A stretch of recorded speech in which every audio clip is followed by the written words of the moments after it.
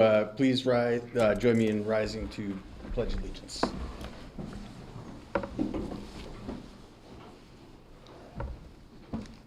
Pledge allegiance to the flag of the United States of America and to the republic for which it stands, one nation, under God, indivisible, with liberty and justice for all.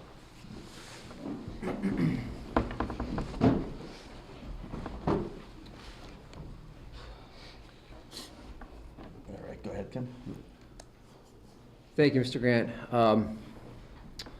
Before we begin this evening, I'd like to take a moment to recognize and honor the life of Mr. Damien Surratt, who unexpectedly and sadly passed away on October 30th. Damien was a 27-year veteran ELA teacher at North Brookfield Junior Senior High School.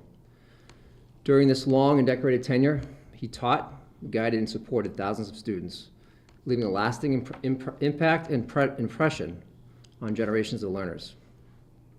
His dedication extended well beyond the school day, where he served as National Honor Society advisor, the Card Playing Club advisor, and senior class advisor. Damien consistently gave his time, his energy, and the heart to the students of NBHS. For more than a decade, Damien also served as the Teachers Association president, advocating fiercely for his membership while always maintaining a fair, steady, and reasonable presence during contract negotiations. Above all, Damien was the loving father to Luke, Mason, and Avery, whom he spoke of often and with tremendous pride. His loss is felt profoundly by his students, his colleagues, and our entire school community. There will always be a significant void in his absence.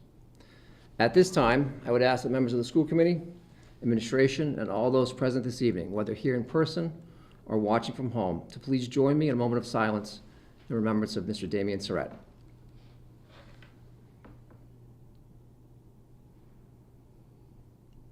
Thank you.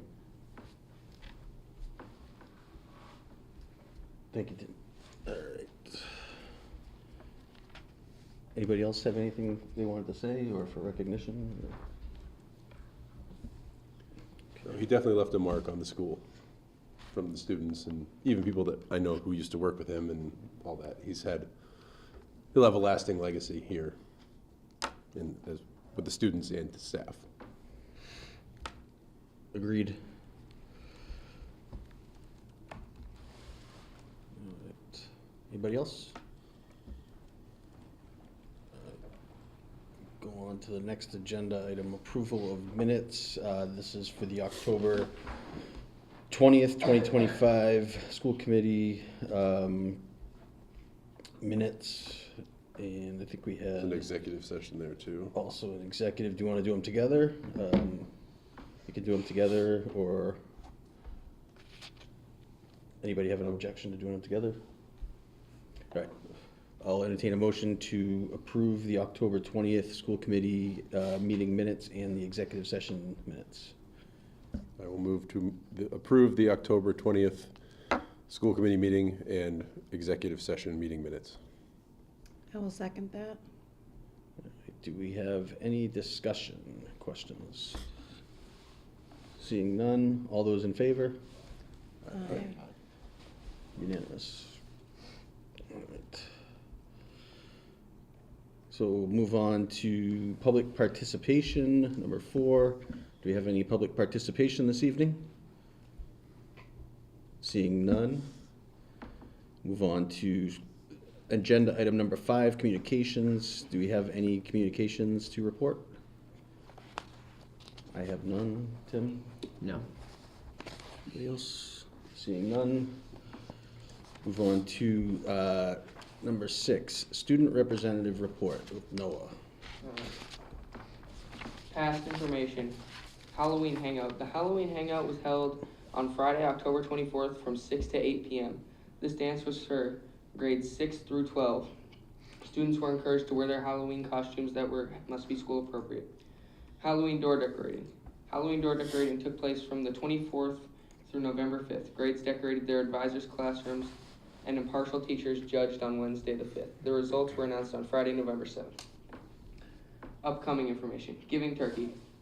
Our annual Giving Turkey has arrived. It will be held throughout November and is used to collect donations for the North Brookfield Food Collaborative and students are encouraged to drop items in teachers' bags, and at the end, the teacher with the most items in their bag will have to wear the turkey costume on Wednesday, November 26th, which is the half day before Thanksgiving break. Giving tree. Our annual giving tree will be coming up in December. Keep an eye around the schools and our social media for more information on that. Christmas in MB. Christmas in North Brookfield is our biggest, most popular event of the year. As you may know, this event has been put on with Tabby LeBlanc, and as always, we will have games, raffles, concessions, and more free for the community.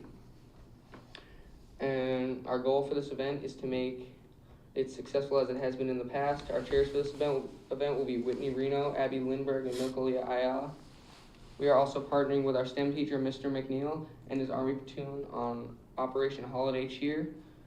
They will collect toys at the police station, and his platoon will ruck them from the police station to the school to be given out. Social media. We invite all community members to follow our social media accounts, keep up with all MBHS Stuco activities and events. Our accounts are Instagram at NBStuco, Facebook at NBStuco, TikTok at NB_Stuco. Stuco meetings. All meetings are open to the school and community. Meetings typically every other Monday in the high school Kiva. Please feel free to join us if you have anything you would like to discuss or would just like to see how things are run. And that's all.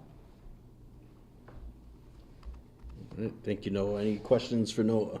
Is there a front runner yet in the Thanksgiving food donation bag? I want to say, I know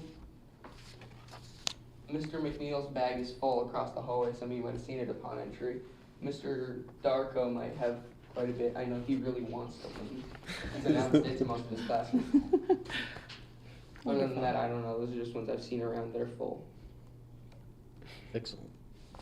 I think Mr. McCormick's bag in the office is overflowing as well, so there's a good chance, you know, any one of those three could end up in a turkey In a suit. turkey suit. The costume happens on Wednesday, the 26th, but what's the last day of donations?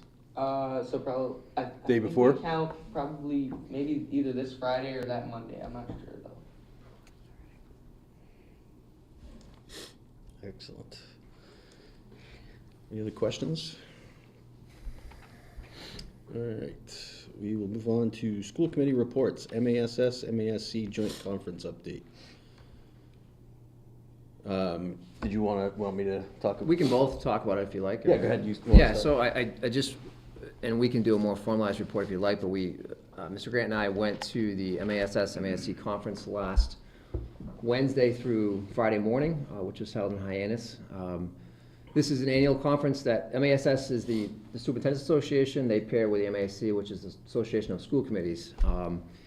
I've gone now twice, and I think it's a fairly informative working 3 days where you're allowed to go to breakout sessions throughout the day. I went to a couple of meetings on special ed policy and cases that are coming down the road. Also into some other school finance breakout sessions. But I think the other great part of this conference is they share all the slide decks, all the materials with all of us. So we walk away with some very valuable information that we can share with administrators, with teachers, and also with school committee. So I find it valuable. I think that there may be a time where we skip a year, but I think there's always any conference you go to. I think that you walk away with some valuable information that you can take back to your district. I don't know if you want to add any to that, Matt. Yeah, no, I mean, I'd echo that there's a lot.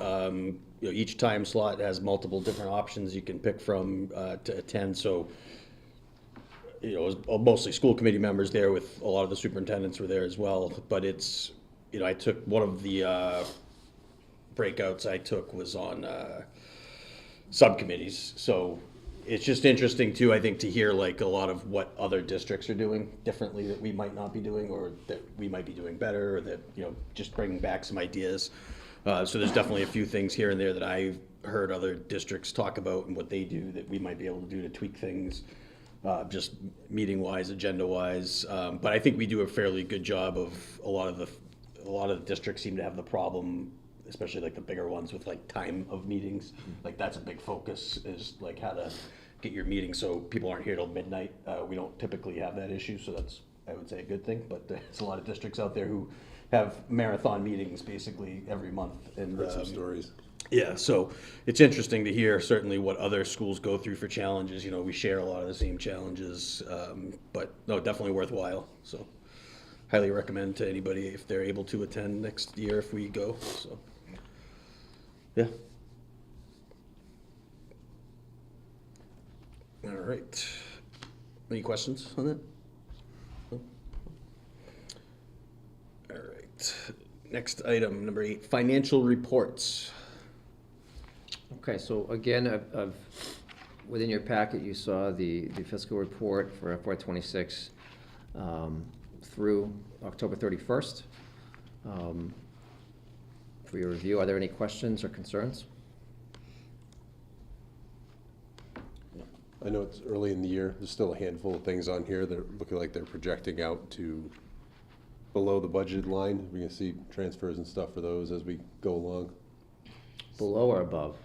I'm just looking at a couple of items that are showing a budget deficit. So those are closed accounts actually, and when the school year started, the budget wasn't put in yet, so those are actually showing transfers out. Oh, okay. Yeah, so that's why, So that- but because there was activity in those, they're gonna show up on the Okay. report anyway. Just want to make sure, because I know Yeah. nobody likes to see those at the end of the year. It's Those are still early, transfers so we've there's tons already of time. signed, Okay. yeah, Yeah. yeah. Yeah, there were no transfers this month that you guys signed, so there was no activity there. I think that, you know, if you look at where we're at financially, we're in a very good space. I think that our grant use has been allocated appropriately, and obviously we'll make changes throughout the year if we need to with our grants. But between myself, Ms. Graham, Mr. Baldessari, I think we have a very good grasp of our grants. Good. Any other questions? All right. We have number 9, superintendent's report. Okay, so this will be in 2 parts. I have a presentation for your viewing pleasure after this, but just some quick updates. On Tuesday, October 28th, Dave Cartoonin from Cartoon EDU, I don't know if you recognize the name, but he was a former Channel 7 anchorman back in 2006, 2007-ish. He owns his own company, Cartoon EDU, and he came out to do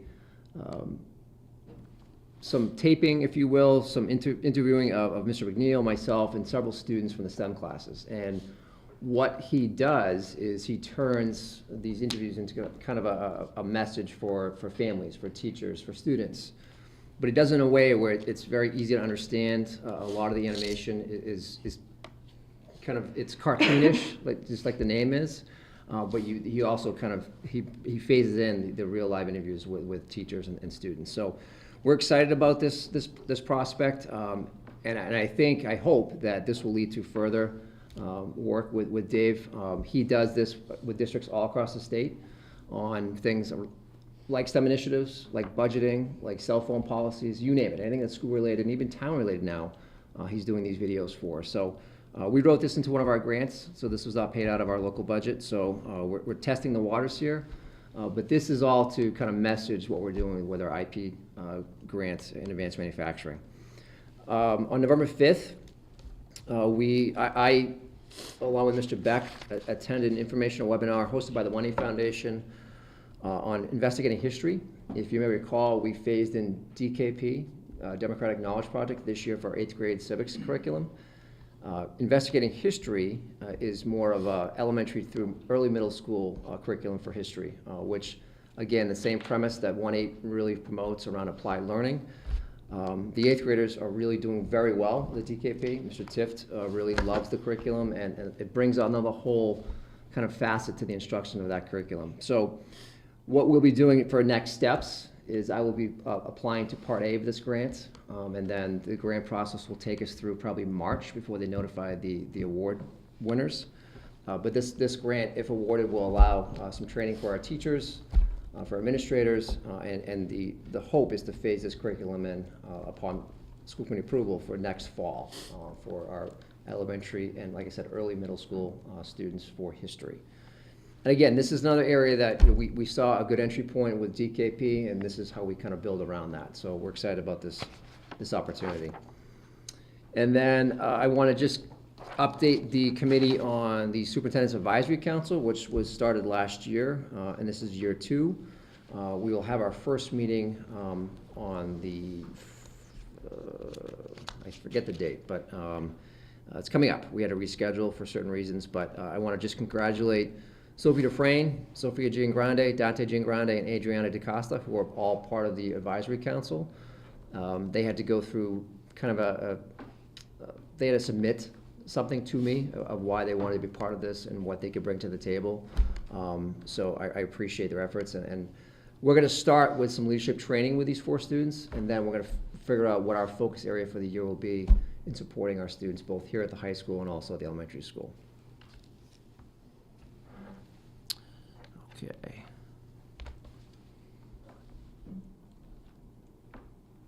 And now I'm going to transition. Let's see if this is up and running. Here we go.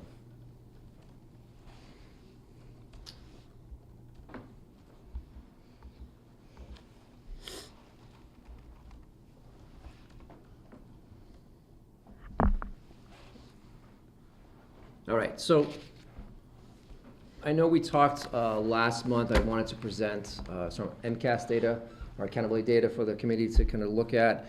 This presentation tonight will be kind of a big picture view. There's a lot of information you can pull from the accountability data that you can find, anybody can find online. And it can be quite confusing, so I try to be as clear and concise with this presentation. If there are questions, we're obviously open to questions. But it's kind of in 2 parts. It's going to show the achievement data, the student growth over the last couple of years, then also next steps. So what do we plan to do as a district to kind of meet some of the needs of our students, and the areas we see a deficiency, what are we going to do to improve those scores and really to kind of shore up some of that accountability. So to start, like I said, all this data comes from the DESE profiles, so the overall district and school accountability. And this gives you a look at the district as a whole and also each school individually and their subgroups. Achievement, and this is broken into a couple different categories. So what we're going to focus on tonight is the M&E stands for meeting and exceeding expectations, but there's also not meeting and partially meeting, which are the 2 latter subcategories. And our students are tested and really looked at on a comprehensive level at mathematics, ELA, and science. And you're going to see some data over the last 3 years. And then we'll talk about and look at student growth percentage over the last 3 years as well. So looking year-over-year progress across all tested grades and all tested content areas.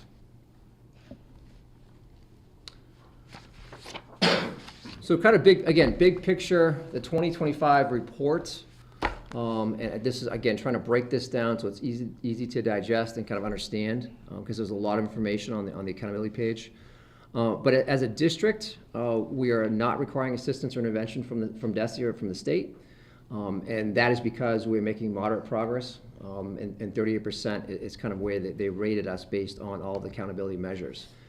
When we talk about student growth and progress, kind of 50% is kind of the target, in the sense that if you're over 50% with growth, that's a really good sign you're doing some good things.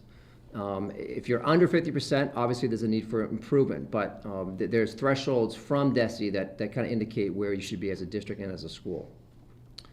The high school saw some improvement from 24 to 25. We jumped up from the 16th to the 23rd percentile.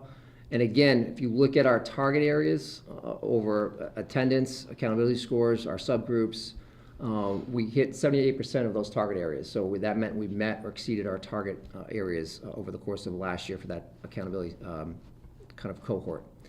And then the elementary school saw moderate growth, 37%, but they dropped slightly from 23rd to 15th percentile. The high school is still in need of assistance from the state, and the reason being is that on one of our math exams for our 10th graders last year, we had 94% of our students who were in that testing cohort took the test. The cutoff is 95%, so we missed it. I have since looked at those numbers and those students with Mr. Beck, and it appears there were some errors in the kind of the numbers there, so we're going to appeal that decision, see where we get with that. But it appears that some of the students who DESE believes should have been taking the test should not have been taking the test, so we want to make sure that those numbers are clear.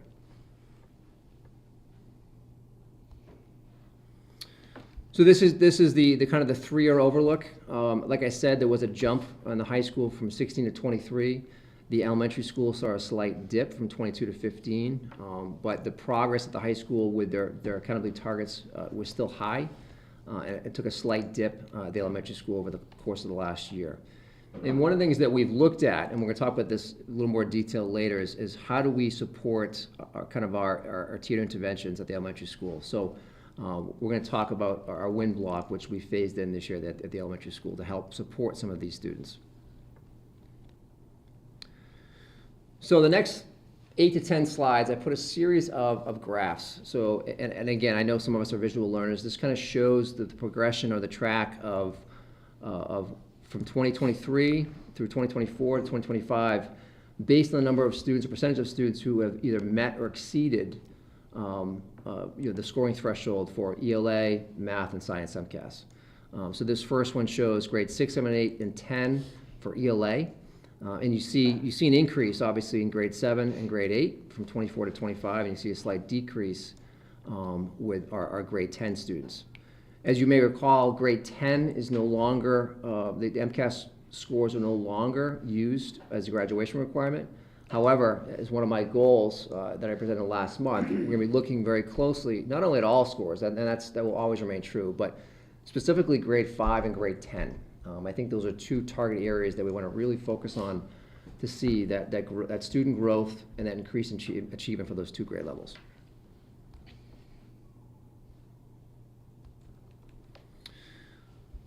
So I put this graph in because I think it really shows kind of some of our progress over the last couple of years, but also some of our areas for improvement. And what this graph shows is this is overall middle high school meets and exceeds from 2023 to 2025. So you're looking at the 2023 scores through 2025, and that's where you see the change, right? So obviously a negative number is going the wrong way, but a positive number is going the right way. And I think there's some things to celebrate here. I'm very excited about some of the progress we've made with grade 7 specifically. You see with grade 7, you see a huge increase with both ELA and math. But there's also some areas of growth, grade 6 math being one of those. But I'll have a similar slide for the elementary school that you can look at as well. Again, this is kind of the visual representation of grades 6, 7, 8, and 10 in math for meets and exceeds.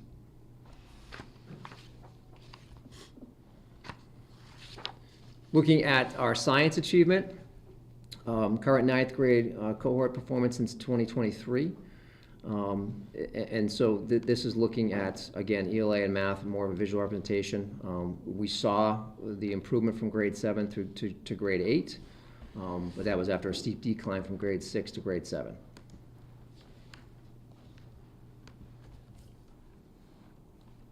Similar graphic to the one prior about the high school. This is the elementary school for meeting and exceeding.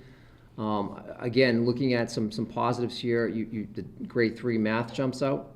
And I think what you're starting to see and what you'll see going forward too is you'll see some increased scores with some of our math classes at the middle and high school, I think in large part to some of our instruction, but the instruction through our high-quality instructional materials that we phased in. I think that is going to really help us.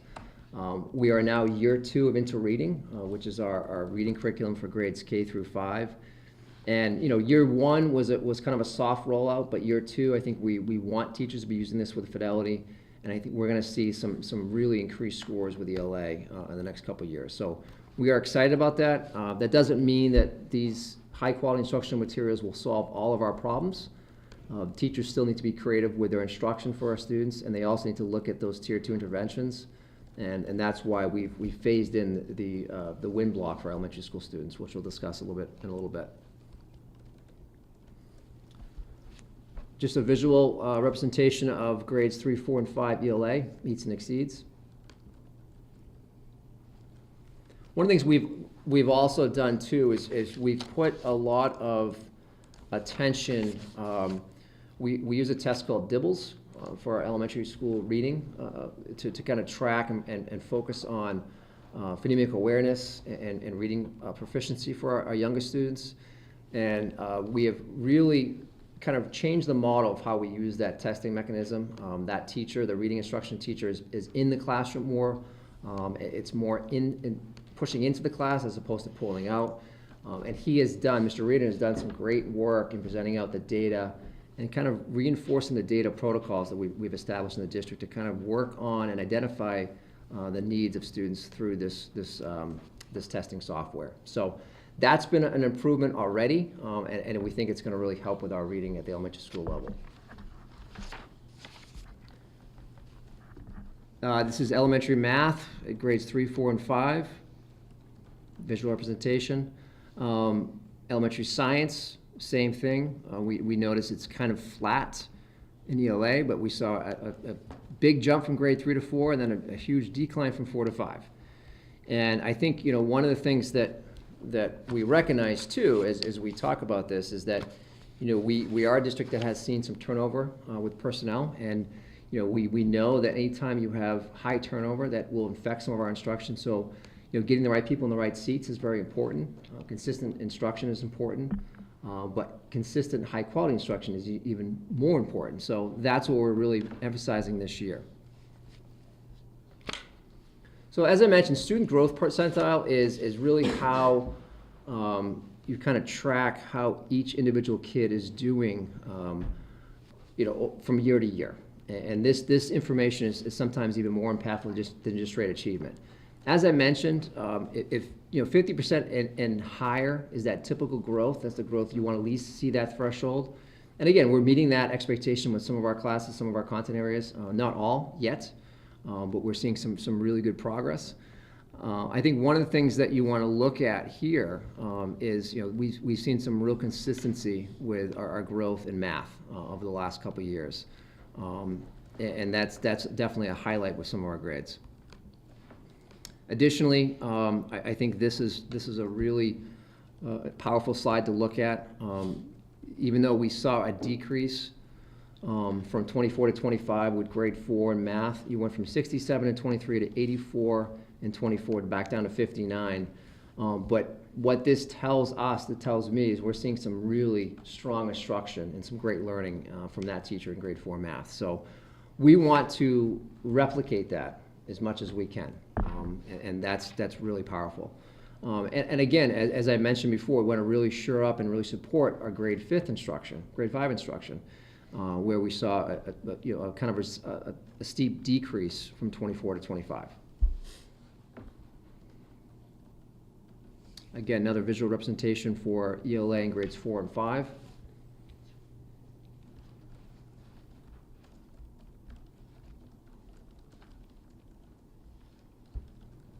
Another visual representation for grades 4 and 5 for student growth in math.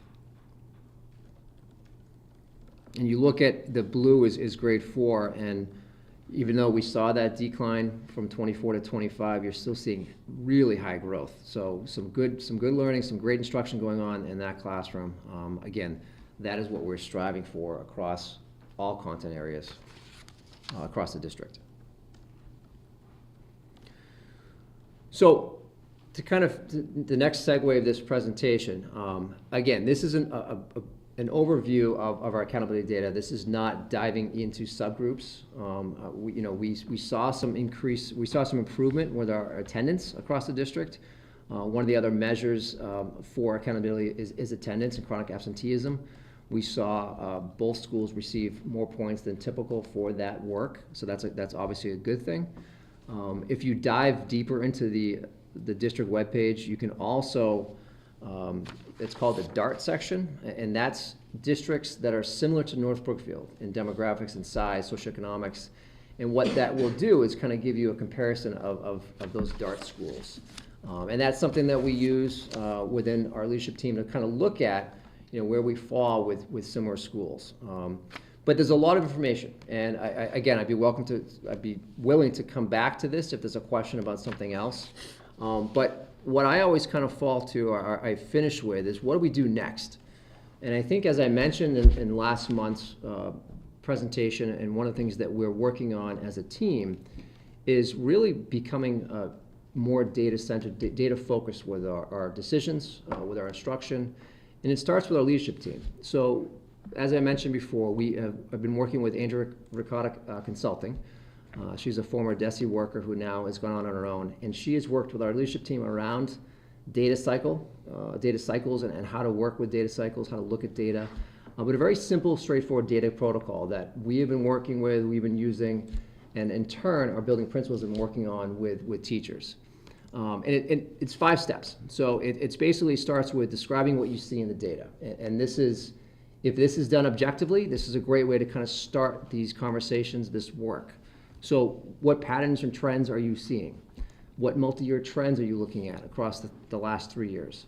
What are you seeing for subject and grade differences? So what are you seeing between ELA, math, and science? Which grade levels show the most strengths, the most challenges? Student group progress. What students are making progress and what students are not? And then what are some of the unexpected results that we're seeing from this initial view of the data? So are there initial surprises and some results that don't align with expectations? Or are there things that are really jumping out as real positives for the schools in the district? Step 2 is pause and reflect. If you had to sum up the data in one word or one sentence, what would it be?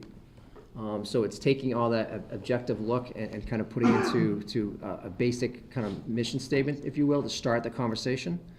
And this is where the work begins.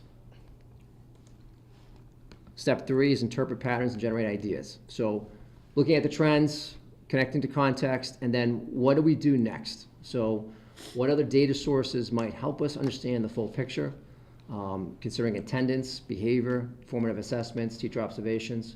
We've been on multiple learning walks this year, and what we do in those learning walks is we capture themes that we're seeing in classrooms, and we share those themes out with teachers to let them know this is what we're seeing, this is non-evaluative, but this is what you should be thinking about when you're building your curriculum and building your instruction. And then step 4 is prioritize next steps. So what we've talked about, and these are part of the district initiatives, district goals, is, like I said, looking at that data cycle training for our leadership team, but more importantly, a district-wide initiative for all of our teachers to be on the same page, use the same common language, if you will, when we're looking at our data. We are also increasing the use of our high-quality instructional materials. We have 7 currently we're using. We're phasing in hopefully number 8 for next year at the very least. But this high-quality instructional materials allow teachers to have a plan, to invest their time in being creative with instruction, but having a very tried and true curriculum to use when they're delivering their instruction. We talked about the enhanced DIBELS implementation. So we're using that program to its fuller capacity. The teacher is more hands-on with the students and teachers. And teachers are learning how to use that program, how to support their interventions for their students, and using the data in real time. So it's not as kind of cumbersome as it's been in years past. And then the addition of the What I Need Now block, or the WIN block, at the elementary school to support more of our focused Tier 2 interventions, our smaller group work. And we made a point during our last learning walk to kind of see some classes using these intervention blocks in real time. And we saw some fantastic work. Some really good stuff is going on, the way teachers are breaking up small groups of students to work on some of these individual skills.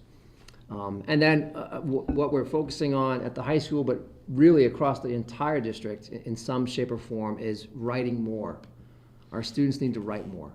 And to really strengthen our literacy skills, we need to write more. So I think we need to move away from the expectations of writing bullets in 2 sentences, 3 sentences. We need to really have our kids writing as much as possible. And if we want our kids to learn how to read by grade 3, we then want them to read to learn. We need to write more, and we need to really dissect more complex text. So that is an area of focus across the district, but we can start that work at our very early ages. Any questions? I have a question. Yes. With the MCAS not being required for graduation now, do you see that as being a difficulty for the 10th, particularly the 10th grade? as far as, I'm looking for your perspective as an administrator of how you motivate them to fully participate and engage with the test that, Yeah. whether or not it affects their graduation, affects how the state perceives the school. Yeah, that's a great question, because I think that's a valid concern that many districts are kind of grappling with. I think we need to continue to embrace a culture where students they embrace high expectations, that this test, even though it doesn't count towards graduation, is a great way to measure their learning, their preparedness for grades 11 and 12, but their preparedness for secondary opportunities after high school. So I think it's still a good measuring stick. I think we need to think of ways that we can get kids excited about it, but I think it really comes down to just making it part of the culture. And if we're using our MAP testing, for example, if kids are familiar with the DIBELS testing at the elementary school, and we're sharing the results with the students, we're showing their personal growth, which I think is an area we haven't done a great job of at times. If they can see their growth over time and they can really get behind that, I think that's going to help us a long way. Unfortunately, they phased out the MCAS requirement without really having anything in place. So it kind of left a lot of districts, including us, kind of figure out, okay, so what's next? But I think we're on the right path. I think that we may see, for certain students, a dip in kind of their effort or focus, but we want to really work to kind of make it part of the culture here. I don't know if that answered your question or not, but. No, I'm interested in your perspective, because I kind of saw Yeah, that coming when that vote happened. It's a much longer conversation probably. I think that there's pros and cons to MCAS, and MCAS has changed a great deal over the years, where it's truly become more of a critical thinking test or exam. And I know that some people still aren't supportive of it, but I think it's something that should be a way to measure student success.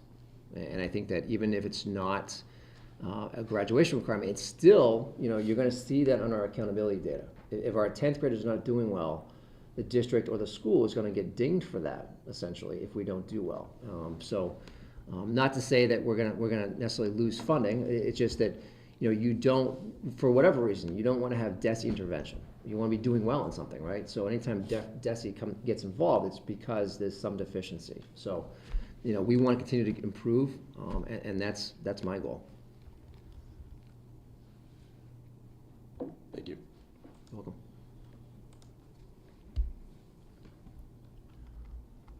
Any other questions? Good, thank you. You're welcome.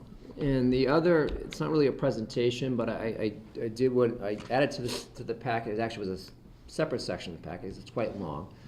But part of this year's our TFM review, which is coming up in a few months, but really shoring up kind of our procedures for special education. Mr. Baldessari did a fantastic job of putting all of our procedures into a formalized manual, which, again, as I mentioned with our instructional practices, when you have turnover in any position, things get dropped or they're forgotten. And this was an area that we needed some work, and he's done that work. So we're very excited about this. And again, this is going to help us not only with our audit, but also going forward with having a clear plan for our special education department.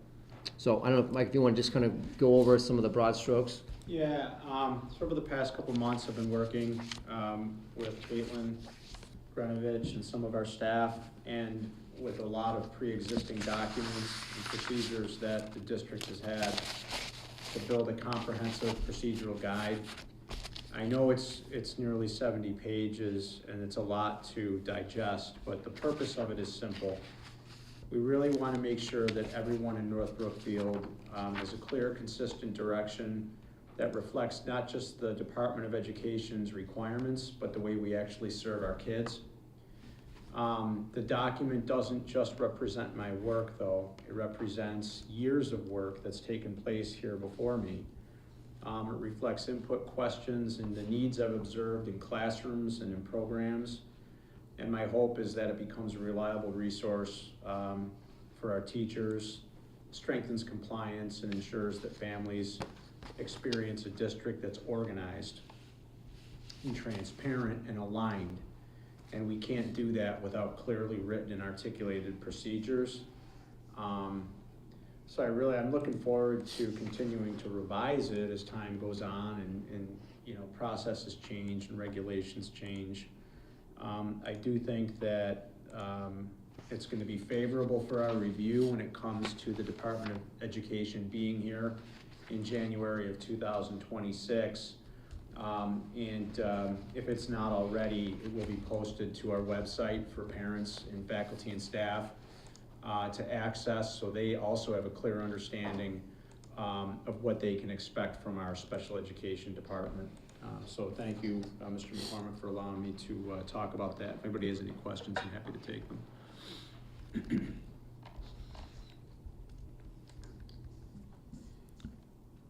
I don't have any questions. It's a lot of information. It seems like it has, when people eventually read it, there's almost every scenario I could think of was described in there. And I appreciate the organization with which it lays out the path to the different end results and the assessments and all that, so. Yeah, it also, it's a blueprint for people when they're confused and they don't know what's happening or what's going to happen, to be able to, at night when there's nobody to answer a phone, have something to look at that gives them, just a sense of organization, understanding, and that we're here for their kids. So thank you for that. Thank you. All right. We didn't need to do anything with that for now, though, right, you said? No. So, No, it's a non-voting item. I just wanted you to have a chance to look at it. Perfect. It will be on the website by the end of this week. Excellent, thank you. All right, the next one is administrators' reports. Mr. Beck, you want to go? Sure. I have a very brief report, and Noah had summarized the activities being put on Saturday, December 6th, with the combination of the Christmas in North Brookfield with the support of Operation Holiday Cheer. I wanted to say thank you to all the members of our school community who showed their support for our students and staff as we all grieved the loss and celebrated the life of Damien Surratt, including counselors who joined us from other local school communities, and thank you to their superintendents for allowing them to join our community at a time of crisis. Music director Chelsea Saunders and members of the elementary and high school ensembles will host their Winterfest concert at North Brookfield Elementary School at 6 p.m. on Thursday, December 11th. And over the past couple of weeks, we've had visits at lunch from Albertus Magnus College, LaSalle University, Salem State University, and the Air National Guard. I did also just want to highlight, we're tracking and posting attendance as though we're making it a little bit of a mini competition between the graduating classes. And wanted to say congratulations to both the 7th and 10th grades, both of whom managed to have 100% of their students present every day of October. And then last Wednesday, we had our annual Wellness Day event, and the offerings for students included pickleball, crafts, rock painting, making magnets. Karaoke was in here in the Kiva. We did catch a couple staff members in here afterwards singing on the karaoke machine, which was funny. There was also banking and financial wellness. There were several stress reduction offerings, as well as board games and teaching students weightlifting skills. Thank you to Courtney Earhart and the members of the faculty and staff who helped put that event together. Thank you. Excellent, thank you. Any questions for Mr. Beck?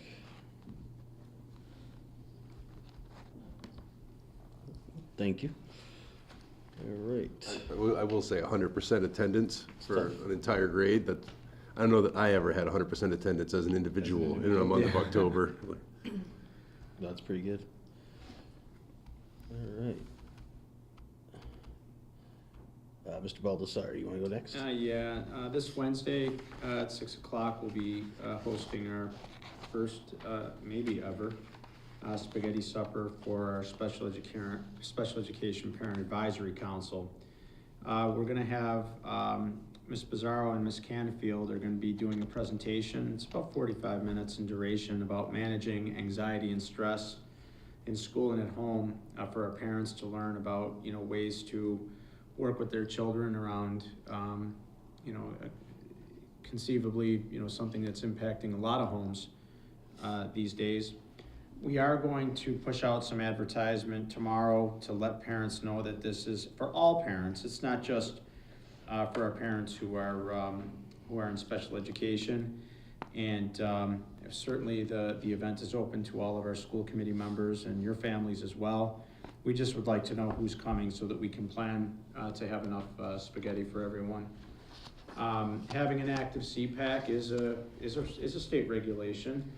And I'm happy to say that now we have 3 meetings and we have people coming in to see face to face. And we have a president and 2 co-vice presidents that we have an official CPAC.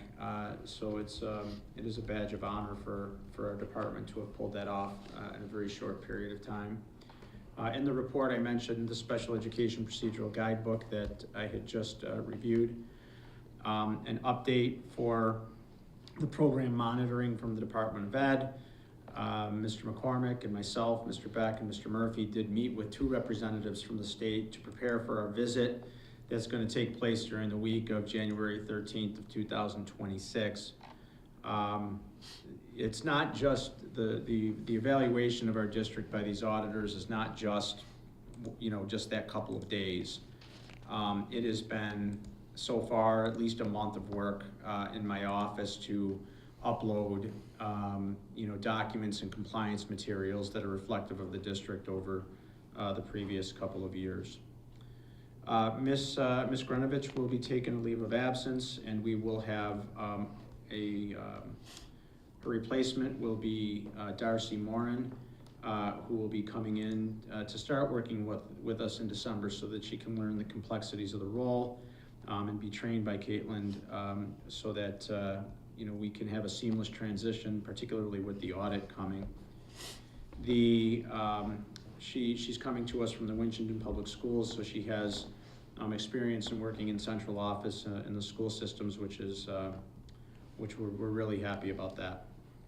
And then, as of today, I finished a draft of the inclusive therapeutic program that we are going to implement at North Brookfield Elementary School starting in January of 2026. The goal of this program is to provide students with a high level of emotional, behavioral, and therapeutic support so that they can be integrated into the general education setting with their same-age disabled and non-disabled peers. There's two sides to these programs. They have to be high quality, they have to be effective, they have to be welcoming, they have to work for the kids that they serve. That's the reason why we do it, so that we can have our children be educated as close to home as possible with their friends. On the financial side, the cost of one placement for a child that is in this program is a minimum of $100,000 per year when we include transportation. And we are putting this program in place with the centerpiece being a child that we want to return to district from an out-of-district placement. So this is truly an investment for our children and for our community that is both educational and as well as financial.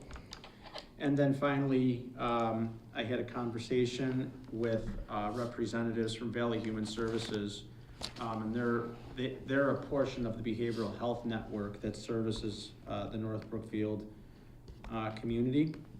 And what we are doing is we are clearly defining a preferred provider model so that we can have behavioral health counseling and CBHI, Children's Behavioral Health Initiative Services here in North Brookfield, and use the Mass Health system as a way to get additional services for our children without increasing the school's budget. And so I'm working on a revised memorandum of understanding with them now, and I'm hoping to have that implemented before the beginning of 2026. anybody has any questions, I'm happy to take them. If not, I thank you for allowing me the opportunity to speak this evening. Thank you. Any questions? So just to add, and thank you, Mr. Baldessari, the last item that Mr. Baldessari spoke about, we've had similar versions to that in the past, but what we did was we grant funded the counselors. So we had, say, $10,000 to $12,000 allocated for counseling services. This is a different model where it's solely focused on the students and families' health insurance. It's really, I think, and we think, it's an integral part to making sure that we support students, because we understand that our adjustment counselors, our school counselors have big caseloads. Even though we have 2 small schools, we have a lot of students who need to see them. So this will provide extra supports for those students who need that support on a weekly and monthly basis. So again, it's another way that we're looking at adding programming here at the district. The therapeutic program that Mike discussed earlier too, if you recall, a year and a half ago, we phased in our pre-K Bridges program. We also have a similar model this year for some kindergarten students, our Kindergarten Bridges program. So we have these small programs that we're building within the district to keep students in district and provide them with a really robust education within these 4 walls. So this therapeutic program will be another addition to the special education department and the program of the classroom, another opportunity for kids to thrive here within the district. So we're excited about the work. Thank you. And then the information brief that accompanied that, just as a side note, this program was previously implemented, through the work of my department in another district. I've experience with doing it, and it is financially advantageous at the same time as increasing the services that we have for our children, as Mr. McCormick just stated.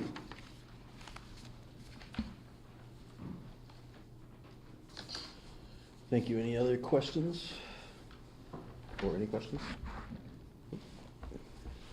Alrighty. Thank you, Mike. Did you want to touch on anything from arts or the technology or facilities? Yeah, I just want to say, I want to commend both Joe and Zach for their great work. They're singleton departments essentially as far as directors are concerned, and Zach has been doing, as a one-person tech department, does all of the day-to-day tech support, but this last month and a half, he's been doing the Sims report, and we've had to work through some issues with our SIS, but Zach's been right on it. We've been phasing in EDIA, which is a AI-generated software to support math interventions, so he's been working with that company to phase that in as well. So, kudos to Zach for that work. Joe, who is our interim custodial supervisor, part-time, he doesn't come across like a part-timer. He's doing a lot of great work for us. We had some roof repairs done here at the high school earlier last month, which right now, the leaks that we had throughout the building, we're seeing those are gone. So for relatively short money, we had some leaks that were ongoing fixed. He's been able to work on some of our sidewalk repairs. We found a kind of an inexpensive way to support some of our sidewalk renovations. So that was, his kind of ingenuity. We worked with the town to get some trees taken down that were kind of laying against some of our phone lines. So a lot of good work behind the scenes. We also, our custodial staff worked this past month to remove the 2 dugouts from the back baseball field, and those were removed as well. So those were kind of a safety issue that had been kind of left to kind of rot, if you will, and so we took care of that. So Joe and Zach have both done some great work. Excellent. Thank you. All right. Do we have any, number 11's old business? I don't think we have anything under old business, do we? I don't have anything. All right. We'll move on to policy. Any policy?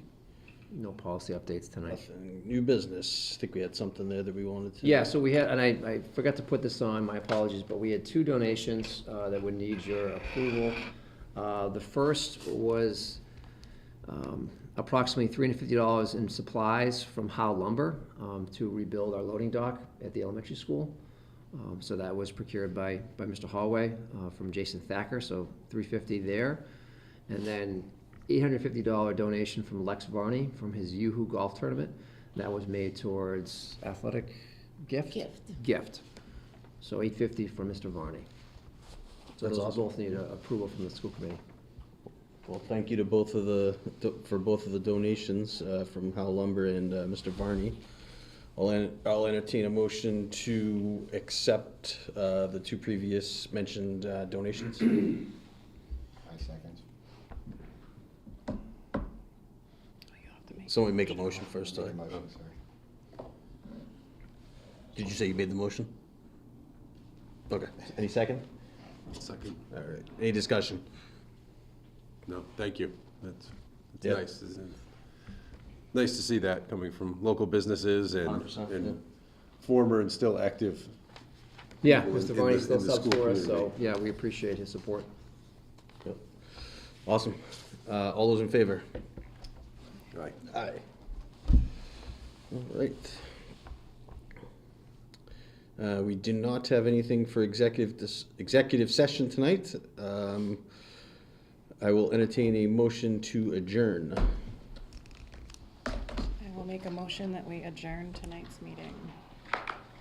I will second that. No discussion, I assume? Nope. All right. All those in favor? Aye. Thank you for watching at home, Thank you. and thank you for coming.